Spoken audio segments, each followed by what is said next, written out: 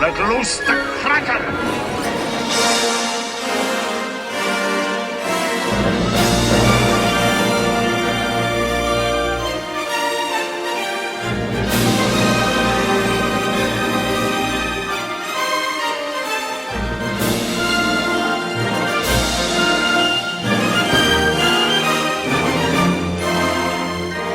Welcome to the Ray Harryhausen Podcast, the show dedicated to the life, career and films of a special effects titan.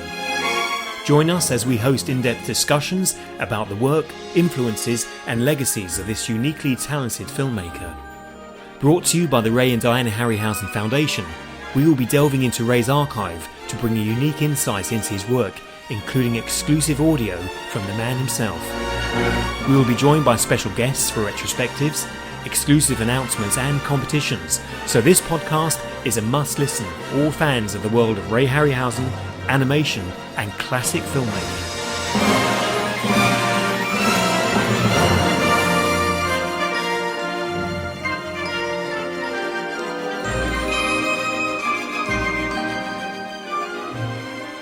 Hello and welcome to this very special 35th anniversary podcast for Clash of the Titans. Probably the best known and perhaps best loved of Ray Harryhausen's films, and of course his final film, his last film. In this podcast we're going to hear some very special clips from Ray Harryhausen himself from the unheard director's commentary track, if you will, that I recorded with Ray back in 2012. We're also going to be chatting about some aspects of the film processes, some of the casting decisions that were made in this classic film, the toys from Mattel and the controversial story around that, some of the merchandise that was available, and how the film is recognised today as being a bit of a classic. I'm very pleased to say I'm being joined by Connor Heaney, our collections manager. Hi Connor. Hello John, and I know how much you've been looking forward to this. I know how much Clash of the Titans means to you. Our first ever conversation, I remember, you spoke about going to see Clash of the Titans at length, so I'm looking forward to hearing some of your personal recollections about seeing this film as a youngster and what it's meant to you over the years. Yes, indeed. In fact, the day I went to see it was the day of Princess Diana's wedding. So after seeing the wedding on television, along with the rest of the country, I got on a bus with my parents and my brother, and we went to the local cinema. I think it was the local ABC cinema to see Clash of the Titans. And the build-up had been significant. So in 1981, no internet, only the chatter of schoolboys, Starburst magazine, and the US equivalent Starlog magazine. So if you could save up your pocket money and buy that magazine, you'd get an insight into what was coming.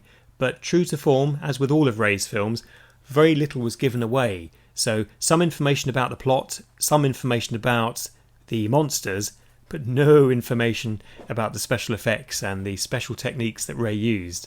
And in this final film, of course, yes, the stop-motion animation, but there are some departures from Ray's traditional working practices. He had some people work with him. And also in the technology. You know, Ray moved things up a gear again for this film. So a bigger budget, a bigger cast, and in some cases a bigger headache for this movie. Okay John, well before we get started I'll just do a quick plot summary for Clash of the Titans. After his daughter, Danae, gives birth to a son which she calls Perseus by the god Zeus, King Acrisius of Argos has both cast into the sea in a casket. Zeus saves them and commands Poseidon to unleash the Kraken and destroy Acrisius and Argos. Years pass and Perseus grows to manhood. Thetis, angered when Zeus turns her son Calibos into a misshapen beast, transports Perseus to the city of Joppa, where he meets Ammon. After receiving 3 gifts, a helmet, a sword and a shield, from the gods, he travels to Joppa, where he falls in love with Andromeda, daughter of Queen Cassiopeia, whose suitors are required to answer impossible riddles or be burned at the stake. Using his helmet, which makes him invisible, Perseus sets out to solve the latest riddle and sees Andromeda carried off during the night by a giant vulture. With Ammon's help, Perseus captures and tames Pegasus, last of the winged horses, and flies after Andromeda to the lair of Calibos. Perseus learns the answer to the riddle, but as he leaves, Calibos sees footprints in the dust, and, during a fight with Perseus, Calibos' hand is cut off. At the betrothal of Perseus and Andromeda, Cassiopeia foolishly declares her daughter more beautiful than Thetis herself. and the vengeful goddess orders Andromeda to be sacrificed to the Kraken. Having only a few days to seek a means of defeating the Kraken, Perseus seeks out the Stygian witches, with the aid of Bubu, a mechanical owl sent by Athena. The three witches advise Perseus to kill Medusa, the last of the Gorgons, who lives on the Isle of the Dead.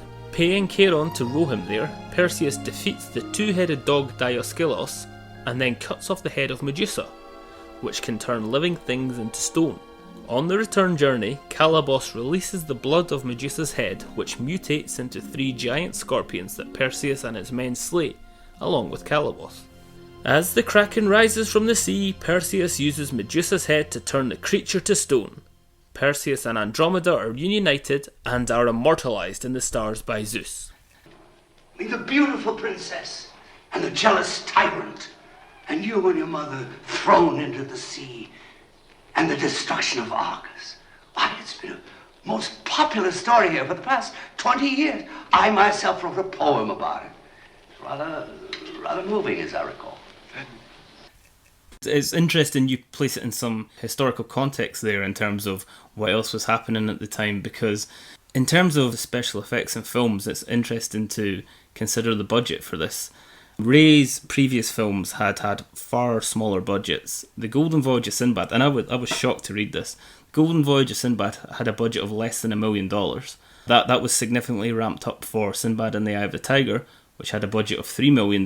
But at that point in cinema history, all of a sudden special effects films really started to be very costly affairs. So Star Wars was $11 million, Star Trek, the motion picture Star Trek, $35 million, Superman the movie, $55 million.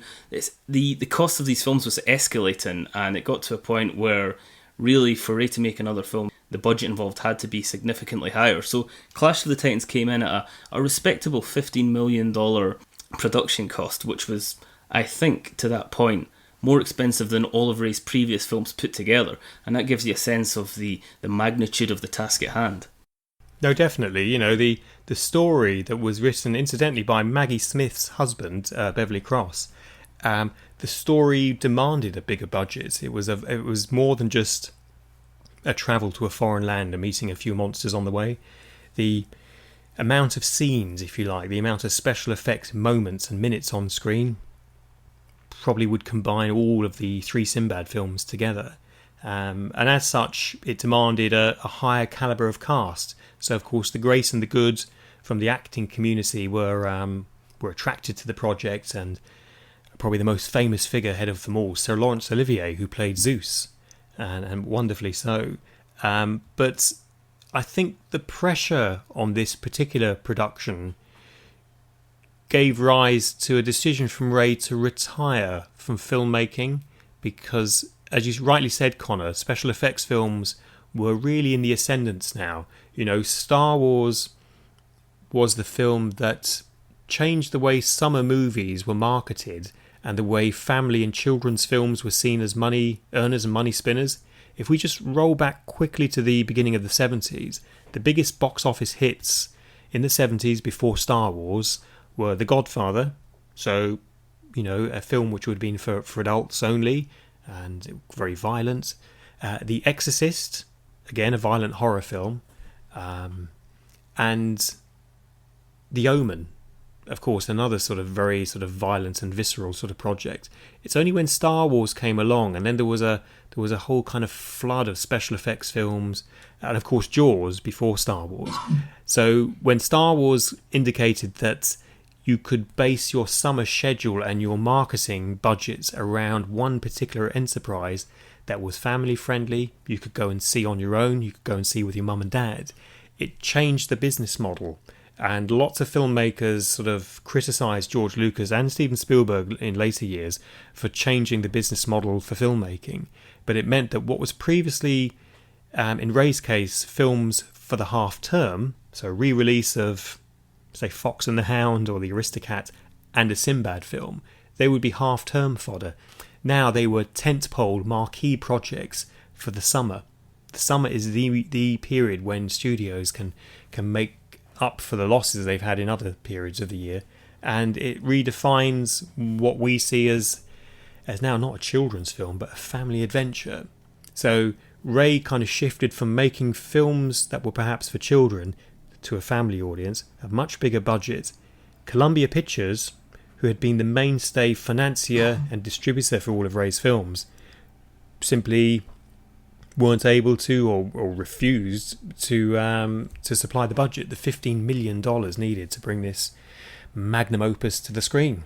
So Charles Schneer and Ray went to different studios, and interestingly they struck upon a deal with Orion Pictures, who made, amongst other things, Silence of the Lambs and the Terminator series and lots of other wonderful films. They're no longer in existence, but occasionally you'll see their logo on a reissue of an old film. However, they had one stipulation. They looked through the cast and they said, Perseus, we have somebody in mind for that. Conan, the actor who played Conan in Conan the Destroyer and Conan the Barbarian, Arnold Schwarzenegger. They said, if you can cast Mr. Schwarzenegger as Perseus, we have a deal. That, to me, is very interesting, because I know that Ray wasn't keen on that idea at all, was he? He wasn't, no. It wasn't going to be a muscle man movie in that sense. He wanted, we have a fine calibre of actors that are gathering for this project, and it would seem odd, perhaps, to cast someone like Arnold Schwarzenegger, who's a fine actor and does great work, and who incidentally would have been very good in Clash of the Titans, but he would have brought a whole different dynamic and a different feel and vibe to the film. It's interesting what you say about Arnold Schwarzenegger, because I'm a huge fan of Arnold, and if you read his biography, he grew up on a lot of the old Italian sword and sandals films, as they're called now, with Reg Park and Steve Reeves playing Hercules and all these mythological legends. But these were exactly the kind of films that Ray Harryhausen was trying to move away from. So the films that Arnold Schwarzenegger grew up loving were exactly the kind of films that Ray wanted to distance himself from when he was making Jason and the Argonauts and similar movies. So it's quite funny to see that these two strands of fantasy where there's one aspect where it's all muscle men and big bodies, and then there's the other side which is a lot more true to the legendary setting, which showcases the creatures and the fantastic mythological beings. It's probably appropriate that the two never were to meet. I think maybe Arnie had very different ideas about what a fantasy film should look like, as you see in Conan the Barbarian, which is a fantastic film, but it's a lot more grim and probably a lot more severe than something that Ray Harryhausen would make. So it's interesting that the two were mooted as being merged together, but probably for the best that Arnold wasn't cast in Clash of the Titans. So they respectfully declined the offer and found a home at MGM, Metro Goldwyn Mayer. But interestingly there was another casting decision to make, which would change the film and perhaps in some ways set in cement what is now considered to be the buddy duo between Perseus, played by Harry Hamlin, and Burgess Meredith, who's the owner of the theatre. That role was originally cast as Sir John Gielgud, but Burgess Meredith was under contract to MGM UA for the Rocky films. They very much wanted a recognisable US actor in that part, and Burgess Meredith, Rocky's trainer, became the, as it were, the confidant for Perseus. And I think he was a pretty good casting choice, Connor, do you? Yes, I mean, I am a huge fan of the Rocky films. I love Burgess Meredith. I love Mickey, the trainer in Rocky.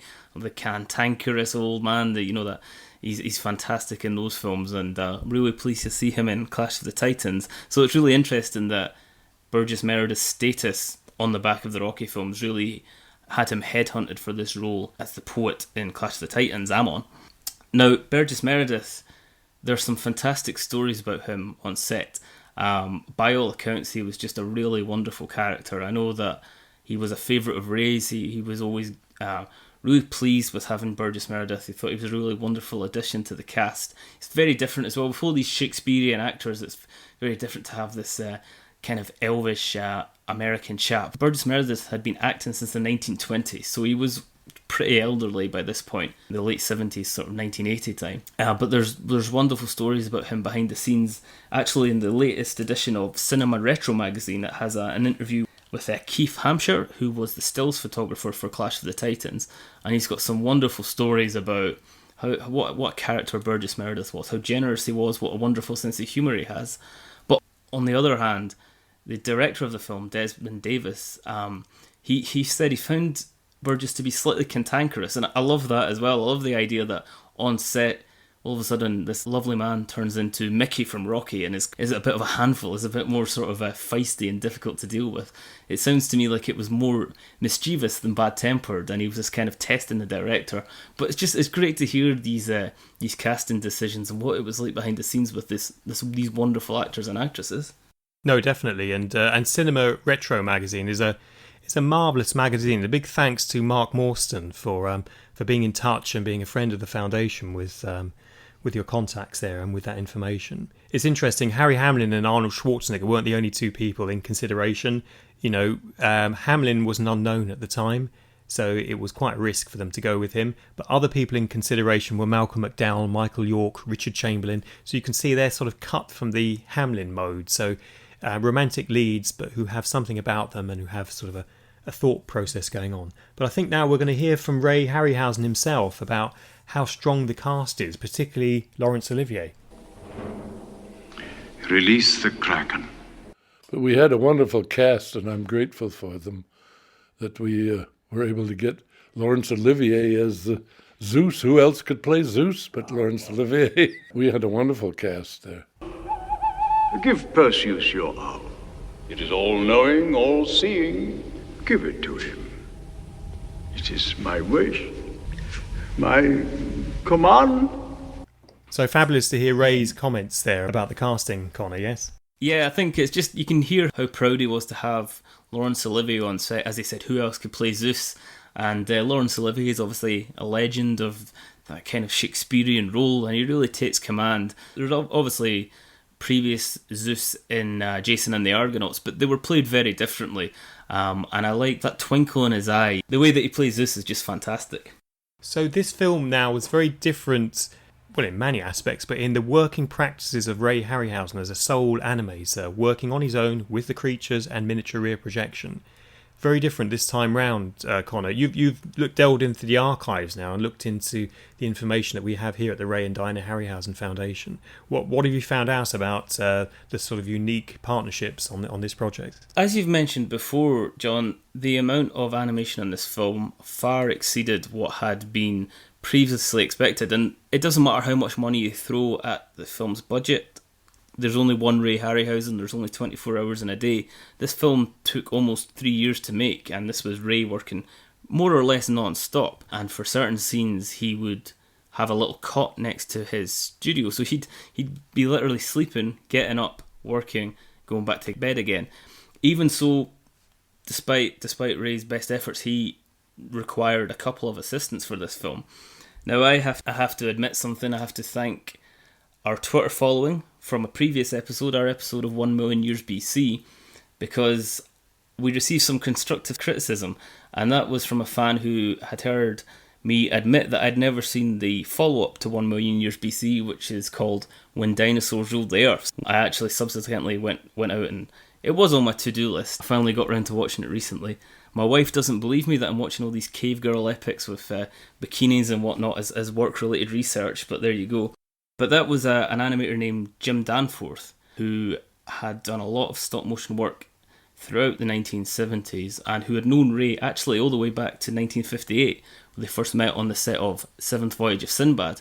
And he very much was an animator that Ray admired, and was Ray's first choice as assistant. If anyone was going to work with Ray, it was going to be Jim Danforth. So he was the first choice. He, ironically enough, given what we've just been spoken about, at the time he was working on an early version of Conan the Barbarian, the John Milius film that ended up starring Arnold Schwarzenegger and becoming a huge success. But at the time, the film was in development hell, and Jim Danforth was working on some very early models for the movie. So he was unavailable, so Ray had to cast his net slightly wider. So he found another animator based in London, a much younger chap named Steve Archer. He impressed Ray by animating some of the models. I think it was Trog from the Sinbad and the Eye of the Tiger. And Ray was so impressed that he was then hired as an animator too. So Ray had an assistant for the first time. But of course, this being Clash of the Titans, Steve Archer soon injured his hand, so it was back to square one for Ray. But at this point, Jim Danforth had become available. The Conan film had kind of fallen through for him. So Jim Danforth then came to the fore, and Ray, for the first time in his career, had 2 assistants, which must have been a little unsettling for him, given that he'd worked solo for so long. I guess so, but I mean, when I spoke to Ray about the I don't want to call it the burden of work, but it was a burden. You think about Pegasus. He said to me when he came into the studio some morning and looked at the horse, the amount of work that's needed to make those scenes work, the gallop that needs to be smooth and synchronized, and the wing movements as well that need to look graceful, a frame out here or there and the whole thing's ruined. So it's quite a monotonous cyclical movement if we think about the way the horse gallops and the wings flap. Beautiful and graceful. Jim Danforth took charge of some of those sequences, and Steve Archer looked after Bubo the Owl, the beloved Bubo the Owl, who I absolutely adore. I think he's fabulous, a little clockwork miracle. So I don't think they were working with each other as much as alongside.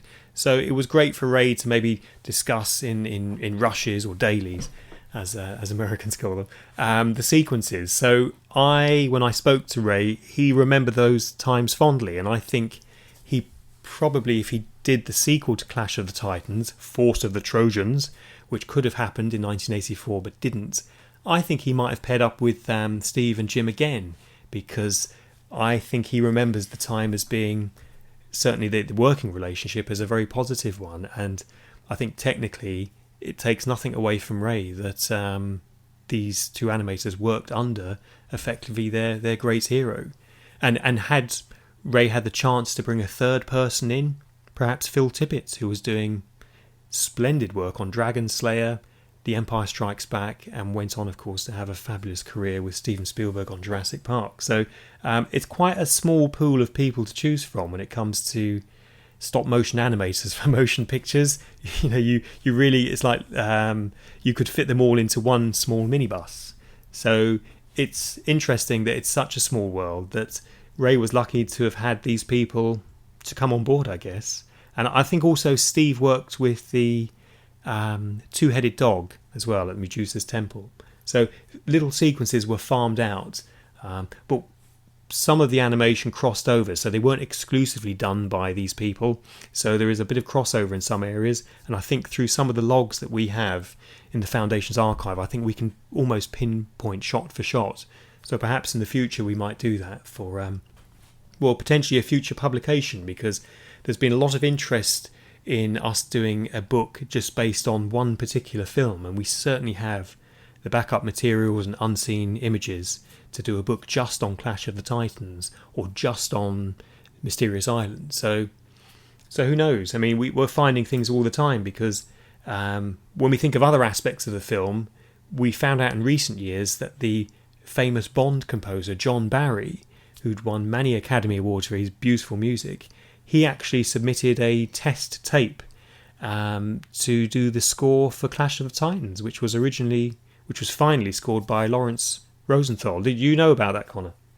I didn't know about that until very recently, until we started doing the research for this show. Now, it hasn't been uncovered yet, but it'll be in the archive somewhere, because I know that Ray had it stashed away. So I've been looking through the music in the film archive recently to see if I can find it, and that what a fascinating artifact that would be. John Barry's score for Clash of the Titans. By all accounts, Ray wasn't too impressed with it. Didn't think it fit, but still, you know, a very unique piece of memorabilia that would be, and it would be fascinating to hear what John Barry had in mind, and maybe try and postulate what Ray didn't like about it, or why he think it didn't fit. But in terms of Clash of the Titans, as you say, there is a wealth of material from the archive, specifically, I suppose, because of the fact that it was Ray's final film. None of the models were cannibalised. We still have everything from the film, so nothing was taken, as many of Ray's models were. For example, Calabos, the famous Calabos from Clash of the Titans, is actually a little bit of a composite, because he has the body of Trog from Sinbad and the Eye of the Tiger. There's also a leg taken from the Cyclops from the Seventh Voyage of Sinbad, which in turn had been created from the model of the Emir from 20 Million Miles to Earth. So this gives you an idea. That's just one model. I know there were a couple of Calabos models, but these were really made up from a lot of the older models, just because of the fact that armatures were so difficult to create and to have manufactured. So the fact that it's Ray's final film means that none of the models were destroyed afterwards. So we still have them all. The exception being, in terms of conservation, the Kraken and the Pegasus model were glazed with glycerine, because those are two creatures which ended up going underwater during the film, and to add to the effect of coming out of the water, they were coated in glycerine to give them that kind of wet look. And this had a terrible chemical reaction with the latex model. So they're still around and they're still in relatively good shape, but the glycerine caused a reaction which is causing them to become very sticky over time. And I know that the Foundation's official conservator, Alan Friswell, did some fantastic work on Pegasus in particular, because just with the effects, I guess, with the Ray's laboratory with all these chemicals, it's hard to know what effect it's going to have over time. Latex and other chemicals mixing together, and those were two that suffered from the filmmaking process. Yes, that's right. I mean, it's always it's that ongoing task of looking at everything and hoping that we've done the right thing by conserving them and preserving them for future generations. We're going to hear a quick clip now of Ray chatting about the score for Clash of the Titans. Oh yes, music. I think he did a marvelous job on this film, scoring it. It's entirely different than Bernard Herrmann or Miklos Rozsa would do. We went through several people to score the film originally, even John Williams. But this is not the type of picture that John Williams would score, I don't think. He bowed out. I think he suggested Rosenthal. It's an excellent score, I think, for this type of picture.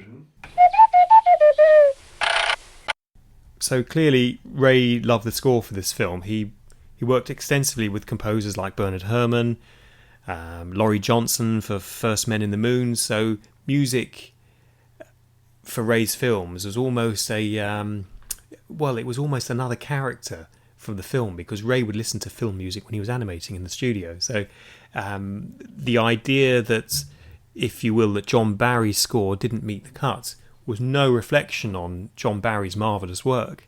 And in fact, when we think about John Barry and science fiction, his score for King Kong, 1976, very good score. Film was received just okay. The Black Hole, 1979. I love that film. I'm about the only person who does. I'm sure there's a few of you out there that also like that film. It tanked when it came out. It was a big bomb for Disney. Howard the Duck, John Barry, 1985, 86, something like that. Again, another interesting score. The film didn't do that well. And Star Crash, of course, as well, with Caroline Munro in 79. So John Barry has a kind of a checkered history when it comes to science fiction. His Bond history and his dramas, such as Dances with Wolves, are sort of a more secure territory. So, perhaps Ray made the right decision in going with Lawrence Rosenthal. I think it's certainly Rosenthal's best score. And it was recently re-released as a double disc CD, Connor, wasn't it? We heard some of it here on the introduction to this podcast. Yes, Entrada Records, not just as a double CD, but as a double vinyl as well, with a gatefold picture art, and it's fantastic. 4 sides of vinyl, 2 discs, the full soundtrack plus outtakes. To me, it's probably, and just in my opinion, probably up there with Bernard Herrmann's soundtrack for the 7th Voyage of Sinbad in terms of its iconic nature. It just fits the film perfectly. It's got the opening sequence, which is so heroic sounding, and then throughout the movie, the different moods and the different atmosphere that the music creates is just perfect for the ebbing and flowing of the scenes, and it fits the pace of the film perfectly. And a fantastic job. It's another great piece, and I would recommend anybody who hasn't sought it out to get this double CD or double vinyl, because it's fantastic listening. It really puts you in an inspired mood. And Ray had worked with a lot of amazing composers, Bernard Herrmann being the obvious choice, having done 4 of Ray's films, but also Miklos Rozsa, who did the legendary soundtrack for Thief of Baghdad, amongst many others. But on the soundtrack to Golden Voyage of Sinbad, Miklos Rozsa was a bit disappointed because of the budget restraint there. As I said earlier, that film was made for less than $1 million, and he was only given half an orchestra to work with, and was a little disappointed at not being able to kind of spread his wings in that fashion. So it's interesting, again, when we're talking about the budget for Clash of the Titans, Laurence Rosenthal was basically given his pick, saying, well, what orchestra do you want to work with? And I think he felt a bit cheeky. I think, according to the interview, he said, how about the London Symphony Orchestra? And they went, yeah, of course, on you go. So he was really able to express himself to the fullest degree, and it paid off dividends, because it's a wonderful soundtrack.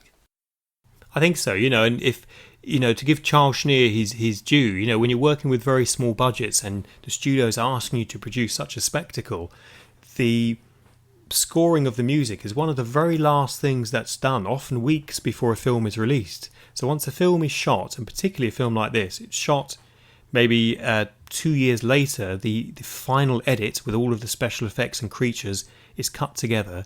Then you go to a dubbing stage to add all the various sound effects that are needed.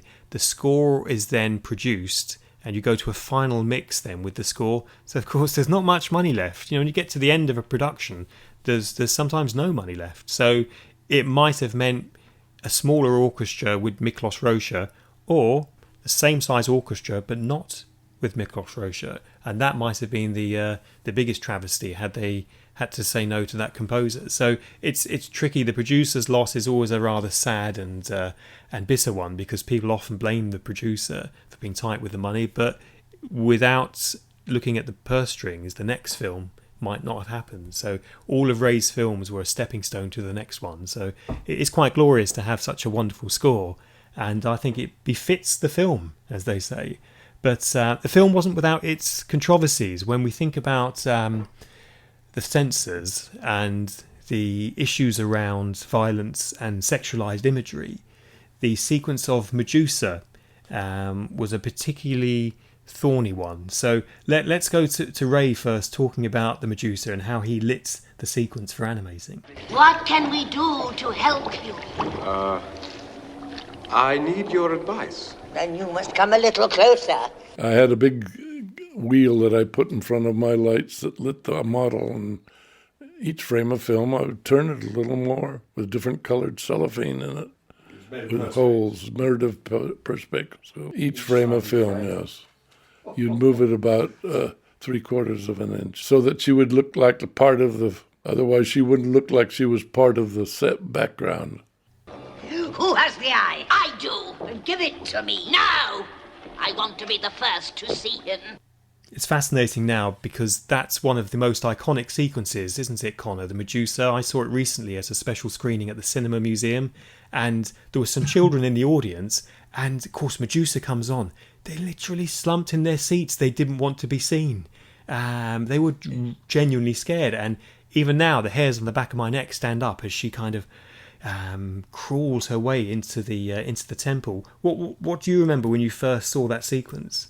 Well, when you think about the Medusa scene, it's almost as though you're crystallising Ray's lifetime of work into 2 minutes. You know, he'd been animating for over 40 years at that point, and it's so incredible. The music and the effects and the atmosphere that he builds up. The model itself was probably Ray's most complex armature to that point, and it just is everything that we love about Ray Harryhausen, just concentrated into this one sequence. Now, the clip that we've just heard with Ray discussing the lighting, to me that's one of the most incredible aspects of the sequence.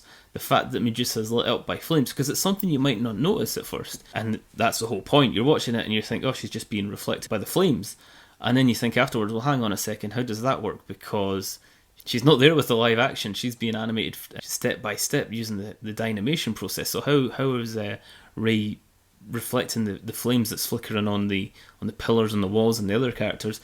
And to me that's just so impressive, and it's one of the things that draws you in. It makes it more than a set piece. It makes Medusa part of the action, and really I know that Ray's best friend and lifelong ally Ray Bradbury described it as Ray's crowning glory, as one of his ultimate scenes, and to this day it's spine tingling. The detail in the character's face, the fact that the character can be zoomed in so close up and you can see the look in her eyes and that famous snarl, and the way that she drags herself across the ground. Got another clip here where Ray discusses where he got this idea for Medusa, the way she moved herself around the room. It came from a much earlier source. I remembered an old film I saw when I was very young that Todd Browning made called Freaks. And they had some people without legs who could drag themselves along, and that went through my mind when I made the entrance. So I kept the snake quality in her by having to pull herself along with her arms. But she also crawled like a snake. Oh, the rattle, I wanted to give it a rattlesnakes so that the sound department could make her presence known by just a rattle. And you have to think of those things. And I actually, the Medusa in the original story never had a bow and arrow. I took that from Diana, the legend of Diana.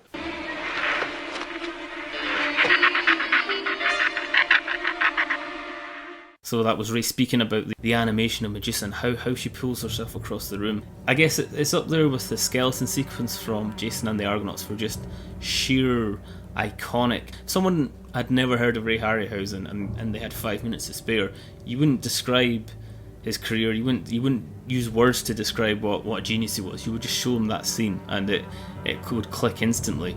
Now, John, when you went to see that as a child, what effect did that have on you? Because it's still terrifying now, but seeing it in a darkened cinema for the first time and not knowing all the details and all the special effects like we do now, how did you feel when you saw Medusa? I was already scared by the two-headed dogs, so, I was already right on the edge of my nerves. So when this sequence came in, which wasn't fast, there wasn't dramatic music, there wasn't people being chased down corridors, it was really interesting because it's a slower pace, it's a more mature animation. The dread is built up by her slow movement across. She's quite dominant. As she kind of slithers across the floor, the music arches up with her back as she lifts herself forward and pulls the bow from behind. So she's quite a large creature. So although she comes in on her hands and knees, it's that moment as she pitches up forward and there's the music that arches back with her. Very dramatic. And you could almost hear a pin drop. And even that recent screening, similar again, as people were shocked. It's interesting Ray references Todd Browning's Freaks because that film was banned, and not for the reasons that people might think. That film was banned at the time because it was felt that, quite shockingly, that showing disabled people on screen would be upsetting to able-bodied people, and that able-bodied people going to a cinema would perhaps be upset by seeing disabled people being flaunted on the cinema screen, which is certainly not my words, and certainly we've come a long way since then. But Clash of the Titans had its own problems with the censors, because the figure of Medusa, as we see her in the temple, she's not wearing anything. She's scales, if you will. She's snake scales all over her body, from the top of her head to the tip of her tail. But you can see her breasts. And those breasts have nipples, albeit they're covered in snake scales. So the American censors were quite concerned that a film that's available to a family audience effectively shows a topless woman. So American censors were talking about cropping into those sequences so you don't see her upper body. Meanwhile, over in Europe, they were concerned about something else. They were concerned that within that sequence there is a very graphic, here's a spoiler coming for anyone who hasn't seen it, decapitation. So Medusa has her head cut off on screen by Harry Hamlin with a sword. Originally that was planned to be a sort of a frisbee cut where he throws the shield and it was going to cut her head off, but there was some dispute as to whether that would be the right thing. But it's a very graphic sequence. She flounders on the floor, the gunge all kind of soaks out from her neck, and her tail is kind of wagging away. So a bit like when the head's cut off a chicken and it runs around the farmyard. It's quite something to see, and yet that managed to get past. So I'm not sure what deal or assurances were given by the filmmakers or by MGM. So MGM at this stage still had some gravitas, and I suspect had they made this for a much lower budget, they may have been more constrained by what they could have shown. If we go all the way back to Jason the Argonaut some 50 years previously, when the script was submitted to the censors, because we used to submit scripts at that time to censors, they said, oh no, you can't have this skeleton sequence at twilight or nighttime. It would be much too terrifying for an audience. You'll have it in bright daylight or not have it at all at that certificate. So the skeleton sequence for Jason, which was planned at night or at twilight, had to be shot, filmed and presented to us all in broad daylight. So I wonder what that sequence would have looked like if it had been nighttime. Still as classic, but interestingly, Clash of the Titans survived the censors' scissors. So it's fascinating, isn't it, Connor, that in America they had an obsession with the sexualization of the monster, and in Europe, more concerned about the violence. It is pretty funny, as you say, that's what they're concerned about when 2 seconds later there's a scene with Kensington gore pouring out of Medusa's neck. 5 minutes after that there's blood on the ground with maggots coming out of it. None of that is a concern. Decapitation is not a problem, but the sight of a woman's chest, even a snake woman, was considered perhaps to be too corrupting and too sexualized. I guess it's a case of priorities. I suppose there might have been concern. There are some other nude scenes in the films, very tasteful nude scenes, reflective of classical culture, where, let's face it, everybody walked around naked. That was the way it was, and Ray didn't quite include that in his films, but there were a few other scenes of brief nudity, and I suppose this was something else that might have worried the censors. I guess so, and the Judy Bowker gets out of the bath, or her character certainly does. She refused to do the nude scene from behind, so a body double for her bottom was used for that sequence. So yes, no, it's interesting. Attitudes to nudity and so on have changed over the years. But that wasn't the only controversy of the film. There was a controversy that was kept quiet or secret, because MGM are marketing this as a family film, but it's a matter of public record now, so I'm not actually saying anything I shouldn't. But Ursula Andress, the beautiful actress from Doctor No, who was the original first choice as the cave girl for 1 million years BC, she's in Clash of the Titans. She only famously has one line in the film, but she's very effective. She actually had an affair with Harry Hamlin during the production, and they had a child together, if you don't mind. They certainly didn't. Well, no, I know that I've read interviews with Harry Hamlin, and he's very proud of his son. I think his name's Dimitri Hamlin, who was a result of his casting in Clash of the Titans. Ursula Andress playing Aphrodite, the goddess of love. There's obviously some chemistry on set there, and it's interesting to know that a child was born as a result of the casting in that film. Ursula Andress was actually originally mooted for the role that Raquel Welch played in 1 Million Years BC, so it's nice to see her taking her place in Ray Harryhausen history, even though she did only get one line. It's appropriate enough that she's one of the goddesses in that film. Yes, she is, and she plays it magnificently. I think she's a wonderful actress and a wonderful lady in that film. So when the film was being made, there were some liberties taken with the various creatures. Of course, the Kraken is part of Nordic legend and not necessarily Greek mythology. So knowingly, filmmakers bring together, if we will, sort of convenient plot lines that work best for drama and certainly are not meant to reflect literature and mythology as recognised. But there were quite a few critics who pointed out inaccuracies in Ray's version of Clash of the Titans. So let's just hear what Ray has to say about that. Who are you? Perseus, prince and heir to the kingdom of Argos. We had to change it. And I was reading in that FXRH is made many years ago, of course. The one critic criticized because we didn't stick to the exact Greek legend. And they don't realize that the legends can't be done as a film straight without the audience walking out. So you have to put certain things and restructure it, and sometimes borrow from other legends to make a film that is suitable for an audience. But we have to manipulate certain aspects of the legend in order to make a comprehensive movie that'll flow from one scene into the other. This would make a fine heroic poem, you know. Or perhaps a play. Oh, don't worry, I won't leave you out. I wonder, Connor, how much from Ray's sort of tone there how much that's played a part in him feeling it was time to step away as well from filmmaking. Well, I wonder about that. I sometimes wonder about people at the time, classicists or historians, who would criticise Ray's work, because I think Ray Harryhausen did more than anybody to popularise these classic myths of Jason and of Perseus and the Gorgon's head.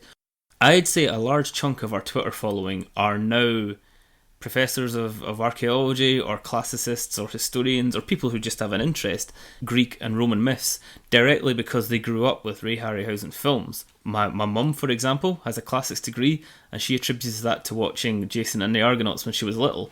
And there's so many others that are now, scholars and academics in that field because they grew up watching Ray's films. So it's funny to think that people at that time would maybe criticise him for bringing classic mythology to a wider audience. And it's as Ray says, you can't put the legend of Jason or the legend of Perseus into a 90-minute movie or a 2-hour movie because it wouldn't work. It would be indulgent. It wouldn't make any sense. These are long epics that are sprawling, and they just would not work as a movie. You need to tighten them up. And Ray's work of genius was doing that in a way that would attract people's interest and encourage them to explore more. It wasn't as though Ray hadn't done his research beforehand. We at the Foundation are lucky enough to have access to Ray's library, and believe me, it's extensive. There are so many books on classical myths and legends that Ray had studied and digested and then thought, how can we get this? How can we portray these myths in a way that's going to attract the public? So it's funny to think that at the time he would have been criticised for something which has actually drawn people in to the discipline of classics and archaeology and history and Greek myth and legend. I'm sure a lot of people know about Medusa and about all these other fantastic myths and legends because of Ray Harryhausen. Absolutely, and often when a budget of a film is a certain size, you lend yourself to more criticism. And that happens now when we think of some of the big films that are opening this summer. There's more scrutiny if it's a big sequel or a big remake. And Star Wars The Force Awakens, everyone was talking about, well, what if it's going to be this and what if it's going to be that? The scrutiny is enormous. So this was Ray's biggest film in every sense. It was the biggest cast, the biggest budget, the most special effects, and so on, as we've talked about. So it's not that surprising then that the criticism came bigger and more hurtful in some ways too. I've had a couple of films shown in cinemas at different times, and it is interesting how the response from reviewers and established reviewers have a real effect on how people view the film at the cinema. So I've been lucky to have a couple of very good 4-star reviews from the Radio Times, for which I'm very grateful. Jeremy Aspinall came to see a couple of my movies, and I know he's a friend of the Foundation. He's one of the great reviewers at Radio Times. When I look back at the history of Radio Times, when I used to get it at Christmas time and I'd look through to see my favourite films, sometimes in Radio Times and TV Times, reviews were a bit unkind. And at the time, Clash of the Titans might have been described something along the lines of this, a dull monster movie with well-known theatrical British types wandering around in bathrobes. That's it. Now, if you pick up a copy of the brilliant Radio Times film guide, you'll see that Clash of the Titans is described, in glowing terms as a classic piece of filmmaking with a great cast and terrific monsters. So it's interesting that from those people who are watching films in the 70s and 80s as children, they've now become the filmmakers and the established editorial view in publications and online. So it's lucky for Ray that he lived long enough to see his films reassessed. They are now considered to be classics by every measure. And so some of the unkind and inaccurate reviews, even at a recent screening I went to, somebody said to me, "Oh, Bubo the Owl, that's just a copy of R2-D2, isn't it, with its clicks and wheezes?" Because Clash of the Titans opens some 4 years after the first Star Wars film. Well, yes, you could consider it like that, but when you realise the timeline for this film, it had been written in the early 70s, long before Star Wars, so the idea of a clockwork owl, an animated clockwork owl, was already well established by Ray Harryhausen and Charles Schneer, so it was already something that was planned. So I think it's unfair to suggest that Ray looked at Star Wars and thought, oh yeah, I'll have myself an R2-D2 here. What can we do to mechanize one of the creatures? That's simply not the case.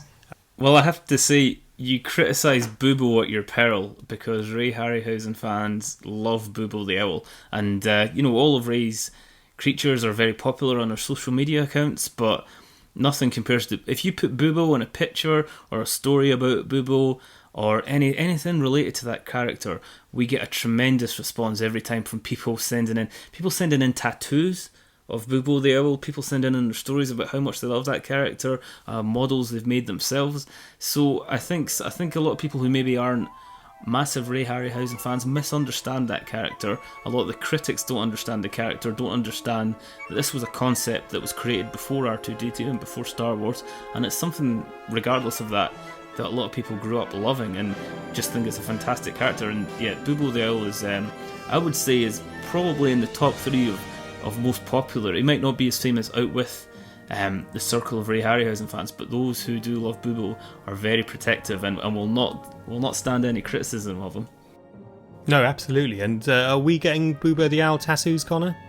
I've already got one, John. I'll show it. It's just under my Iron Maiden tattoo. I've got Iron Maiden and Booble.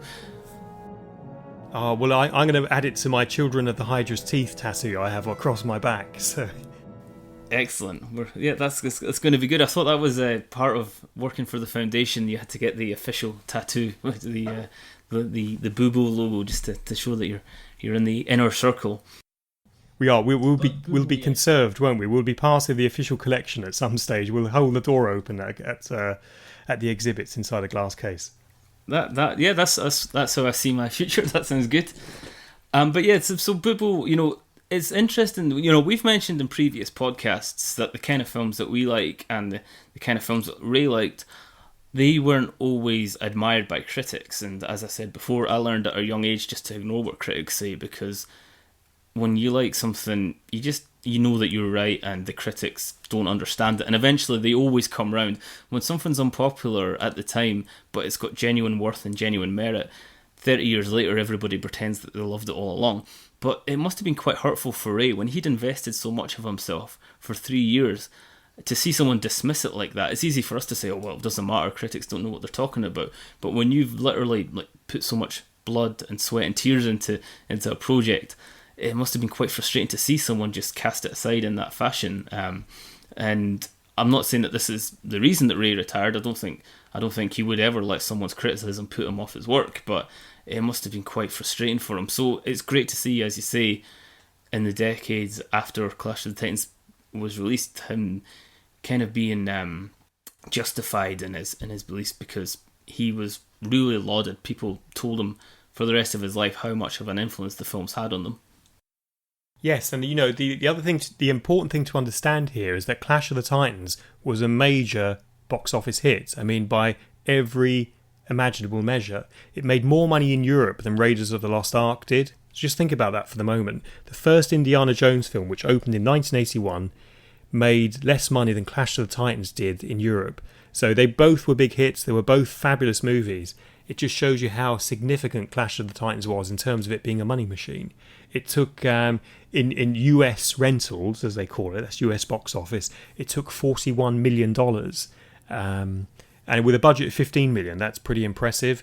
It would have taken a comparable amount throughout the rest of the world. You then have VHS and television sales and so on. It probably ranks as Ray's most successful film by every measure. Financially. So I think the criticism is all the more stinging when you've clearly made something which is a commercial hit par excellence. It's a gold star box office smash, and yet people are sneering. And I think that's what it is. Some of the reviews, when you look back now, are sneering reviews. And it's very easy to sneer at somebody else's work. And I'm not somebody who criticises critics. I think they're a very important part of our cultural life. I'm not just saying that because I want good reviews, but I think they are. I mean, I think what critics say often reflect what society thinks at different times. And society is often on the wrong side of history at different times with decisions it makes. So I think it's certainly relevant, and I think it's important that we discuss it and we're open and honest about it. But Ray was a very decent man who didn't speak ill of other people. If he didn't have something nice to say, he wouldn't say anything at all, and I think that's why he was so beloved. So I think it does become hurtful. But something which is true, and something I think we need to talk about, is this aspect of Clash of the Titans, and it's something that's always bothered me since the film was released.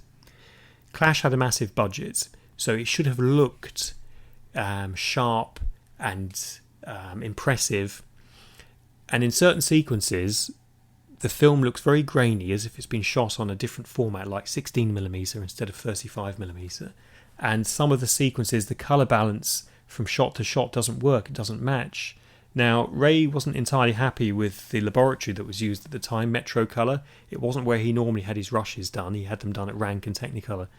And if you look at some of the sequences in Ray's previous film to that, Sinbad and the Eye of the Tiger, although it's not everyone's favourite film, the picture resolution is much sharper throughout and consistent throughout. The colour balance, if you like, is consistent throughout. Whereas in Clash of the Titans, there are some jarring sequences where there's a very high level of grain on the background plates, or just from shot to shot where there isn't animation, there's odd colour indifferences and imbalances. Now, the film did get a Blu-ray release around 2010 when the remake of Clash of the Titans came out, which Ray was not involved with. Now, that Blu-ray release in high definition, the film wasn't fully restored. It still didn't look its best. It had standard surround stereo sound, so not a 5.1 mix. There were no new extras on that. So we would ask Warner Brothers, if you are listening, we would very much like to work with you on a new version of Clash of the Titans, using some of the resources, or all of the resources, of the Ray Harryhausen Foundation, the full commentary track that's been recorded by the Foundation, and we'd like to see a full restoration of the film, because I think it's an asset for Warner Brothers, and it's certainly a cultural asset in terms of filmmaking and animation legacy. How do you feel, Connor, when you watch that? You're a slightly younger person than me, so you'd be more used to seeing things pin sharp in high definition. What do you think about the overall look of the film, given that it was so expensive? No, I do. I know the scenes that you mean immediately. There's a couple of the Calabos scenes and the Scorpion scenes in particular where it does jump to a much grainier style. It doesn't jar with me as much, I guess, because I'm looking at these films from a distance, and I appreciate that they're a bit older than me. The thing is that we, as you say before, have so many fantastic resources within the Foundation. We know exactly what Ray thought about these sequences, and we know exactly which sections of the film that he was unhappy with. And I believe you spoke to Ray before about whether he would remaster the film, and he said that he would be happy to remaster certain aspects of the movie. The original version is still available, but it would be fantastic if some of these errors could be rectified and restored. I think it's just a case of there being so much animation in the film that before, if there was a problem with a short sequence, Ray could focus all of his efforts on that one sequence. And when you're working on a film for 3 years, eventually there comes a point where all the pressures build up, where Ray would have been under pressure from outside sources to wrap up, and he wouldn't have had all the time in the world to complete it. Is this what happened with the Scorpion scene in particular? I think there were some issues with the lighting, which Ray was never quite satisfied with. That's right. For the background plates of the Scorpion attack on Perseus and his followers, it started to rain, which was not good, and also there was some movements on the background plates as well.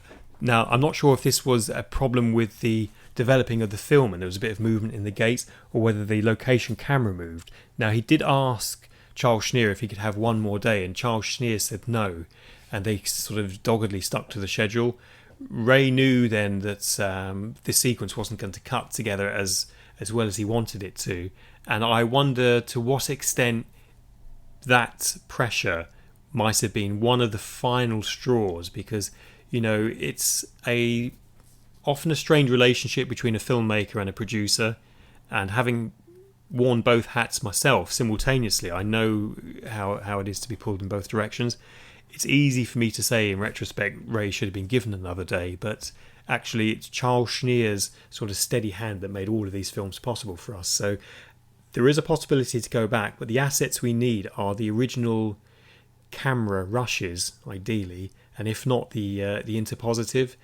But some of these effects were a result of filters that Desmond Davis, the director, insisted on using, and I know that Ray wasn't always on board with those decisions. So I think it's about time we had a fully restored and remastered version. And as I say, we'd love to work with Warner Brothers because it's one of their marvellous assets, which we'd like to help them preserve for future generations. And it's something which is still current in terms of a business proposition. We can't talk in this podcast without mentioning the 2010 Clash of the Titans remake. There are some very, very strong views out there. We're not necessarily going to reflect those, but we will talk a little bit about Ray's involvement or not with that film. But Connor, what's your take on the remake? It has a pretty good cast, doesn't it? Yes, I mean, I'm going to be honest, and this might not be a popular view. This is my own view and not the view of the Foundation, but I don't think that the remake is completely terrible. I don't mind taking it for what it is, which is a CGI film. I think in years to come, these films such as Clash of the Titans 2010, Wrath of the Titans, the Conan the Barbarian remake with Jason Momoa, and I think the most recent one is Gods of Egypt with Gerard Butler. They're going to be viewed in a specific context because computer effects are getting so good now. The recent Jungle Book, for example, it's so realistic you would never imagine that the entire film was created on computer with one human character. So if you think about how these films are going to look in 40 or 30 years' time, they're going to look so dated. For that reason, they're going to have their place in time. I guess in much the same fashion that the Italian Sword and Sandals films look to us now, just quite dated and in their own way quite charming.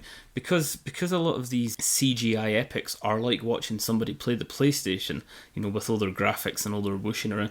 It's a specific type of filmmaking that I would imagine is going to go out of fashion very, very soon with the developments in technology.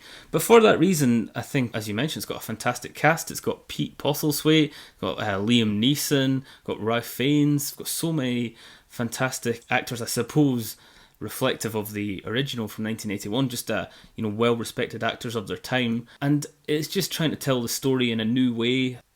Some of it's successful, some of it's not so successful. As I mentioned earlier, there's a scene where Boobo the Owl is kind of made fun of and cast aside, and that, I think, is the reason, make fun of Boobo at your peril, because some fans will just not watch the film because they're aware of that scene, or some fans have seen it once and just will not give it the time of day because they've seen Boobo the Owl being treated so badly. I think the reason behind this, I would like to think it wasn't anything malicious.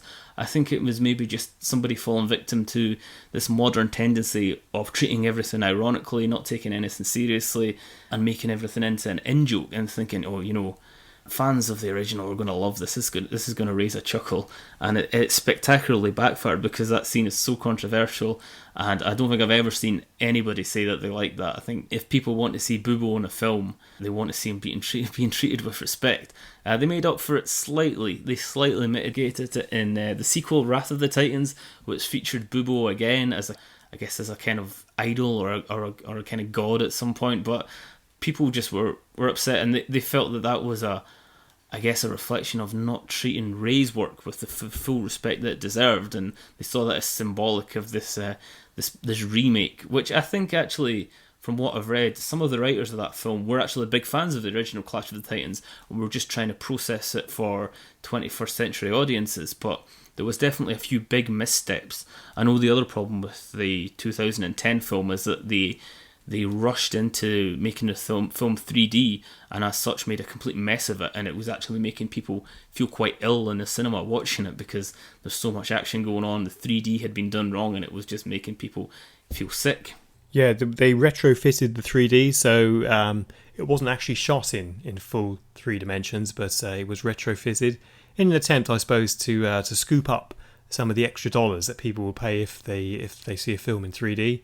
It's interesting, when we look at remakes, if we look at a very successful remake, which effectively The Force Awakens was, it was a remake of the first Star Wars film. They did it very successfully. There was they kind of tipped their hat to the past. There were some great characters, and it felt new because there was new characters too. So as much as they say it's a sequel, I think it's as much a remake of A New Hope as anything else. With Clash of the Titans, it is highly controversial. As you say, as a film, it's fine. The company making the film for Warner Brothers was in touch with Ray at the time and talked about using Bubo the Owl, and the terms weren't able to be agreed. So I suspect that's why the sequence was used where Bubo was literally thrown away as a piece of junk. I think their perception might have been that Bubo the Owl was the Jar Jar Binks of the Harryhausen creature world. Now, making that wrong assumption, every step they took after that then was also a wrong assumption, that the fans would love it if Bubo was tossed into the trash. And of course, no, they didn't. He's not the Jar Jar Binks of the Harryhausen world. There's only one Jar Jar Binks, and that's over at Lucastown. So there was talk on the internet that Jar Jar Binks would appear in The Force Awakens and he gets a bullet or something, and people were saying that would be great and so on. The wrong steps that Bubo sort of created amongst fandom didn't affect the film's box office. It went on to be a very big hit.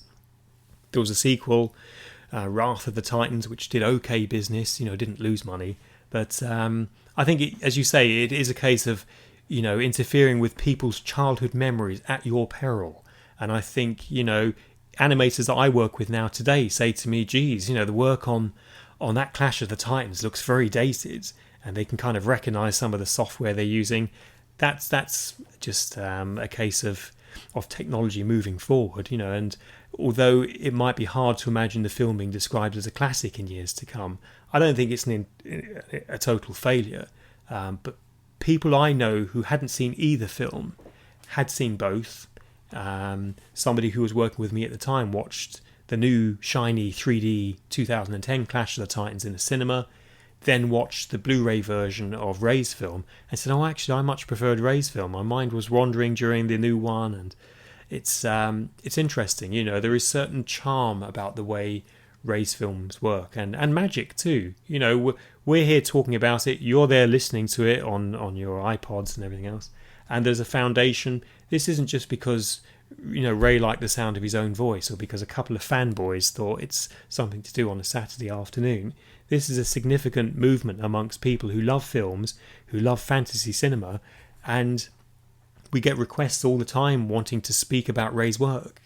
One of the other stories that we don't want to leave the podcast without telling you is the interesting story around Mattel toys and the Star Wars style figures that have been created for Clash of the Titans. Do you know much about that, Connor?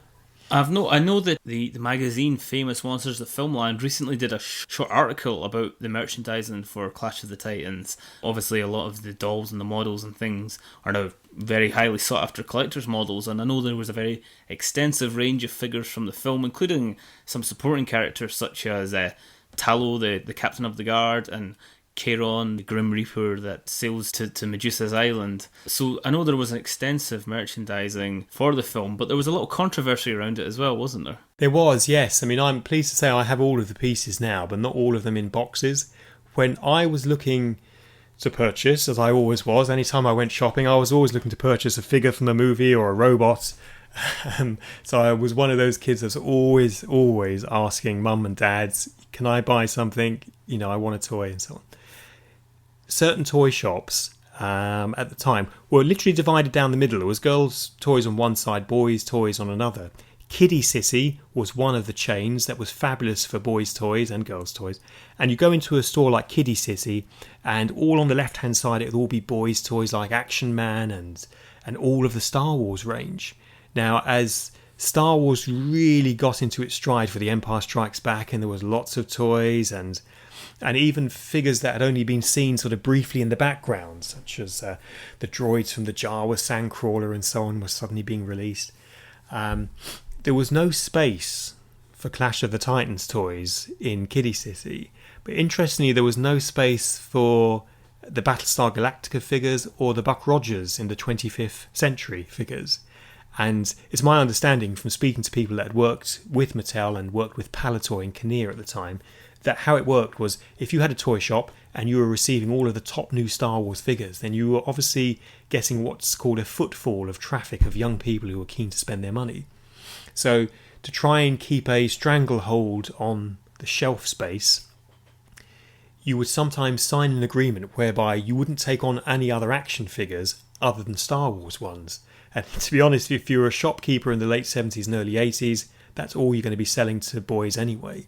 So a 99p or £1.50 for a C-3PO or a Jawa would be the sort of retail price. So where did all of the other toys go to? Well, the only other place that was able to supply shelf space were stationers such as W.H. Smith's, who would sell magazines, books, ink, paper, all the kind of dull stuff that you might have at school. They would be selling some of the other action figures such as Clash of the Titans and perhaps Battlestar Galactica, but they'd be selling them at a much higher price, at a retail price of £2.99. I mean, in dollars, that's nearly, in 80s rate, nearly $5 per figure. So of course they weren't as popular because there wasn't as much advertising around them. There wasn't all of the enormous series of characters and other collectibles and vehicles. So poor old Clash of the Titans figures withered on the vine. Now, I said to Ray back in 2012 about the figures. He said, "Oh, John, they were a big failure for us." And I said, "Oh, why did you say?" I discussed with him the Mattel story. He wasn't aware that there was this sort of restrictive trade practice that was imposed upon the Clash of the Titans figures. And that actually I tried to seek them out where I could. Now, of course, if you go onto eBay and other auction sites, you can find in their original blister packets, which means the card and the little plastic bubble in front, over $100 in some cases and more for the figures. There's a large size Kraken. There's a Pegasus, which was based on an existing toy range for a pony, I think, for a girl's, I think it was for Barbie. There's a Barbie mould that the Pegasus was based on. And of course Calibos and that large Kraken. There was a playset planned, but there was also, interestingly, having done a bit of Mattel research, a Bubo the Owl that was full size and clockwork, for which in the Mattel archive there is a sort of a prototype, but that never came to market because of disappointing sales on the figures because they couldn't find the shelf space. So Ray was delighted to hear that the figures have now found an audience in the market, and in fact the success of Star Wars slightly strangled at birth the Mattel toy range for Clash of the Titans, which is an interesting story because Mattel turned down the Star Wars figures in the mid-70s, and Kinnear in America and Palitoy here in the UK became the distributors and manufacturers. So I think Mattel was always playing catch-up with other films and other toys to try and recapture the mistake. But they didn't do it. But that's the story of Mattel and the action figures for Clash of the Titans. Have you got any of them, Connor, in your bedroom on your windowsill? No, but within the collection, there's a couple of the items which have managed to survive. We have the Kraken model here from Mattel, which is it's a lot of fun. I don't play with it because obviously it's part of the collection. I keep it safe. It's interesting to look at these things. So you're saying you have them all now, John. So did you have the Bubo the Owl mask and the blow up Pegasus, Rocking Horse, and all these other things, or was it just the dolls that you managed to get hold of? No, just the action figures. I have got various Bubo the Owls, but none from the original Mattel lineup. No, I don't have the inflatable. And it's interesting what you say about them maybe not making as much money as they've envisaged, because in a recent interview, Harryhausen claimed that he made more money from merchandising than he did from the film. So maybe things did better over the sea, or Harryhausen had a special deal. Maybe that's why Ray didn't realise quite how much money they were making from them. I don't know if that was just Harryhausen being a little cheeky. But it's interesting looking back, because this merchandise to me now, it looks like the kind of presents you would open on Christmas morning. Like the style of doll, they are very much action figures in the style of the Star Wars ones. They're not exact replicas of the film. There was also a big publicity push for the film, and there's a novelisation by Alan Dean Foster. And I know that it used to be common practice for novelizations of films to come out, but this one I think is probably a bit of a cut above, because Alan Dean Foster is a famous fantasy writer, but he also wrote a lot of the Star Wars extended universe, including Splinter of the Mind's Eye, which was just going to be plan B for a sequel to, well, the original Star Wars A New Hope. If it didn't make as much money as they thought it would, they were going to make a low-budget sequel called Splinter of the Mind's Eye, which was a book by Alan Dean Foster. So again, there's a novelization which was probably of a higher standard than most. And these are all things I think people look back now with some nostalgia, because you can't imagine a film coming out now without a massive merchandise. And even the remake that we just spoke about, there was a lot of merchandise and toys and dolls and things for that. And it's become so ingrained into any kind of fantasy or sci-fi or horror fandom for people to want these replicas that it seems strange at a time back in the early 80s that this was just an industry in its infancy. Absolutely. You know, now if you want something, you don't have to go to that toy shop. You can go online. The toys that are made for adults like us, although it seems like it's just me buying them. Gentle Giant, of course, is one of the best ones on the market, who make Star Wars figures. They make what's called jumbo Star Wars figures. So I have on my desk here a jumbo size R5D4 and a jumbo size Death Star droid. So, they are 12-inch high figures that have been scanned from the original small versions. They've been made jumbo size. There's a really big market for high-quality, top-end figures because people have more money now. They have a larger income to spend. That's why we all end up with these massive storage units we pay thousands for every year. They're chucked full of fabulous toys. And we hope, in the coming years, there might be some interesting merchandise possibilities with Ray's collection. We do know that there's some fabulous Talos stuff in the pipeline, isn't there, Connor, from Jason and the Argonauts? Yes, absolutely. I mean, it's one of the most common questions that we get. When can we get merchandise? When are there going to be replicas of Ray's creatures and creations? I guess the answer is that we want to make sure we do it right. We want any merchandise that's made from Ray's materials to be of the highest possible quality, which is why we'd rather wait and make sure it's done right. Speaking of which, we have a partnership with Raven Armories, who are making these fantastic bronze replicas of Talos, and now there's 3 models available. There's the original Talos standing, as he is in the film, standing upright. They've got a new model called Talos Awakes, which is created from the scene where Talos is kneeling and then turns round. Probably one of the most famous scenes in any of Ray's movies is when Talos wakes up and turns his neck slowly with that creaking noise. I think my favourite, strangely enough, is the 3rd model, which is Talos frozen in time. And that is Talos as he is now. What Raven Armories did is took a 3D scan of the Talos model as he is in, I think it was 2013 that they did this. So he's obviously decayed a little. There's deterioration naturally through latex deterioration, and they've created a bronze replica based on the model as it looks today, and I think it looks fantastic. It really looks like a piece of something archaeological, something really just fantastically arcane about it. But these 3 models have been created by Raven Armories using the original models, using the original molds. They're fantastic pieces of art. They're bronze, real labour of love by Raven Armories, and we'll be having some more information on our Facebook and Twitter site soon about the process that goes into making these, because they are not, they're not mass produced. They're created by some of the country's best blacksmiths, and they really are putting their blood, sweat and tears into these statues, and you can tell when you look at them they're made with real quality. They're works of art in themselves. So when you describe it, I'm picturing Pat Roach from Clash of the Titans forging Boobo the Owl in an Olympian sort of iron forge. It sounds like that sort of setup, doesn't it? If you can picture that, and the Minotaur scene from Eye of the Tiger where Minotaur's being forged, this is a bit like that. This is what I'm hoping the behind-the-scenes pictures that Raven Armory are going to release very soon. We're going to be posting them on our Facebook, and we're going to be telling the story step by step of how these models are created through the 3D laser scanning and everything else that they do. The bronze casting. these behind-the-scenes pictures are going to be so interesting, and I can imagine, these blacksmiths with a huge hammer and fire everywhere. That's fabulous. And just to keep everyone up to date on other merchandise that's coming down the tracks, incidentally, the Foundation isn't always involved with merchandise, but we do like to mention ones that we particularly like or endorse. Certainly in the case of Raven Armory, we like and endorse.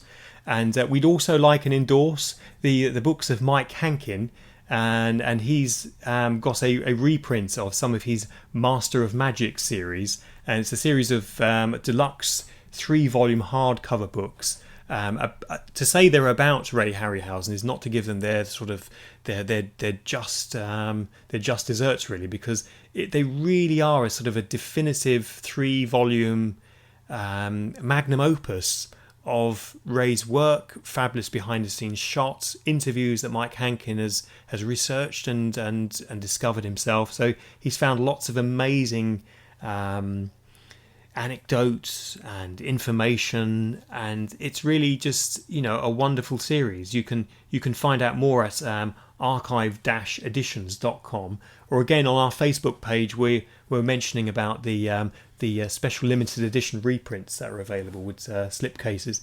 Perfect gifts, but also perfect for yourself. So don't feel guilty in treating yourself. We need to spread the love, as they say. You've seen these books, Connor, haven't you? They're pretty fabulous. Yeah, well, I've seen the original books, which are now being expanded upon and reprinted, but they're fantastic. They're a real grimoire of just knowledge and information about the films, things that you wouldn't expect to find out about, interviews with people that you'd never expect to hear from throughout Ray's career, all the way back to the early days through to Clash of the Titans and beyond. And yeah, Mike Hankin has done a fantastic job. They complement the books that Ray wrote during his lifetime. There's The Art of Ray Harryhausen and Ray Harryhausen, An Animated Life, and a few more as well that are brilliant. And these books complement each other perfectly, because Mike Hankin's books are really, I guess, a fan's dream come true when you delve into them. All these nuggets of information, and they're really, as with the Raven Armory works, they're real works of quality. They're worth waiting for. The reprints are coming soon. They're worth saving up for and waiting for, because if you're a fan of Ray Harryhausen, you would not be disappointed by these Master of Magic books. They're something you could probably delve into for the rest of your life and find something new every time. And small credit to the Foundation, and it is a very small credit because Mike's made these books possible himself 100%, but we've contributed in a very, very small way by offering up some of the new information around the memorial service that was held for Ray. And yes, we'd urge people to support Mike and his books. And I think we're pretty much coming to the end now, Connor, aren't we, of our special Clash of the Titans 35th anniversary special? I think so. I think with a film like Clash of the Titans, as we've said before, we have so much in way of resources and with items and objects relating to the film that we could turn this into a 10-part series, because there's so much to talk about. So we'll maybe do a follow-up one day, because it's a film you could talk all day about. As we said, it's packed to the rafters with animation, packed with stars, with stories. It took so long to make. There's so many behind-the-scenes tales that we just hope that everyone's enjoyed listening to us talking about it, because it's been really interesting to explore all the various aspects of what has become a legendary film. Absolutely, and one of the things that people often ask us, and I certainly think it's something that we can have a discussion about if there's a re-release of the film, are there any deleted scenes? Are there sequences that didn't make it? Well, here's a little audio clip from a documentary I made when I was a very young film student in 1989, where Ray discusses alternative footage that exists of Pegasus the Flying Horse. The flying horse was very difficult because everybody is familiar with the movements of a horse. And so we kept the movements limited as much as possible. But the very fact that the horse has wings, you have to imagine how a creature of that nature would move in the air. We tried shooting tests of it with just the legs hanging and the wings flapping, and it looked very uninteresting. So we had to give it sort of a galloping appearance to keep everything in motion. So there you go. We haven't found that footage yet, but when we do, we will certainly try and get it scanned and get it released. And that just adds to the legacy, really, of Ray's work. I think it would be fabulous, even though the legs were hanging and the wings were flapping. I think it would be a fascinating experiment in the sort of timeline and chronology of Ray's work. I thought now, Connor, perhaps if we finish off with, rather than leaving the final word to Ray, we'd leave the final word to Zeus himself with his sign-off from Clash of the Titans. How does that sound? Yeah, who else is more appropriate to finish off this show than Laurence Olivier himself, Zeus? So we'll let him lead us out of the show. Perseus and Andromeda will be happy together. Have fine sons. Rule wisely. And to perpetuate the story of his courage, I command that from henceforth he will be set among the stars and constellations. He, Perseus, the lovely Andromeda, the noble Pegasus, and even the vain Cassiopeia. Let the stars be named after them forever. As long as man shall walk the earth and search the night sky in wonder, they will remember the courage of Perseus forever. Even if we, the gods, are abandoned or forgotten, the stars will never fade. Never. They will burn till the end of time.